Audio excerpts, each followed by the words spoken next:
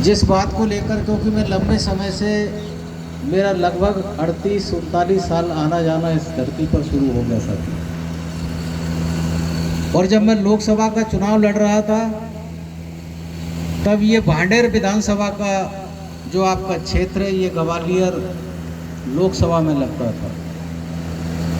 मैं यहाँ से लोकसभा का चुनाव ही लड़ा हूँ, तो ये मेरा पूरा परिवार बैठा है।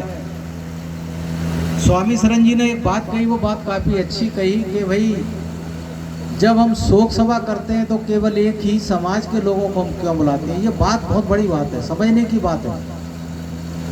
बाकी बातें जो कही है वो हमारे बहुत लोगों ने, राजनीति पे चर्चा,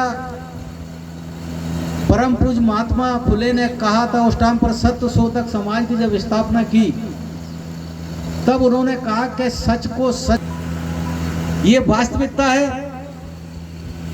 मैंने राजनीति के साथ साथ समाज के लिए भी कई बार सामाजिक आंदोलन भी चलाए।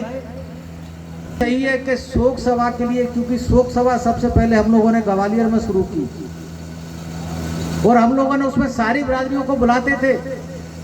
हमने सब समाजों को बुलाते और सब लोग आते भी थे। ये बात भी सच है कि आपके इस अंचल में सबसे ज्यादा शोक सभा को महत्व देने वाले जनवेद जी बैठे हैं, और गलत है तो मैं उस पर टोकता भी था। बहुत सारी बातें ऐसी हैं कि आज इनके सामने बोल दूं, क्योंकि पढ़े लिखे हमारे नौजवान साथी नहीं आते, हमारी माताएं बहनें बैठी हैं लेकिन पढ़ी लिखी लड़कियां नहीं आती, पढ़ी लिखी बहुएं नहीं बैठी, तो फिर वो राजनीति के बारे में क्या समझेंगे। भाई हम इन साथियों के बारे में जो मंच पर बैठे ये जानते हैं राजनीति के बारे में। राजनीति ऐसी मीठी रस की खान, और शोषित या को मरम न जाने शोषक पी गई छान। समझो इस बात को। आज कह रहे हैं कि स्वामी शरण जी ने 5 लाख रुपया लगाया, अच्छी बात है भाई। यहाँ पे सोडा में भी तो विधायक हैं, तब थे आज थे, और देश जब से आजाद हुआ 78 साल हो गए। 26 जनवरी 1950 से लेकर आज तक विधायक हैं, भले ही वो किसी पार्टी का हो। 26 जनवरी 1950 से लेकर आज तक सरकार है, चाहे किसी भी पार्टी की हो। ऐसी सरकारें भले ही किसी की हो, अगर मान्यवर कांसी राम जी नहीं होते तो मुझे तो कम से कम पोरसा देखने का, देश के कोने कोने पे जाने का मौका नहीं मिलता साथियों। उन्होंने एक नारा लगाया भारत के अंदर, परम पूज्य महात्मा फुले ने कहा कि शिक्षा पर सबका अधिकार होना चाहिए, तो कांसी राम जी ने उस टाइम पर कहा कि जिसकी जितनी संख्या भारी उसकी उतनी हिस्सेदारी होना चाहिए। आप इस बात को समझ लें। हम लोग साथियों 98 के चुनाव में 96 में हमारी पार्टी में दरार पड़ गई थी। समझने वाले इस बात को समझ जाएंगे। 96 में हमारी पार्टी में दरार डाली, हम 98 में सरकार में जाने वाले थे, तो 96 में दरार डालने वाला कौन था, ये बात भी आपको बगैर नाम लिए समझनी होगी साथियों। मेरा इशारा समझ गए होंगे लोग। 96 में हम सरकार में भागीदारी करने, 98 में भागीदारी करने वाले थे, और 96 में लोकसभा का चुनाव था, तो समझ लो दरार किसने डाली होगी। ग्वालियर में चला रहे थे इस क्षेत्र के अभी भांडेर के विधायक मान्यवर फूल सिंह बरैया जी, उनने तैयार किया। हमें गर्व है कि वो जाट बिरादरी होने के बाद में, मैं संगठन की अंदर की बैठकों में रहता, लेकिन वो जितनी चिंता कुशवाहा समाज को लेकर करते थे, बहुजन समाज के साथ साथ सबसे ज्यादा चिंता कुशवाहा बिरादरी करते थे।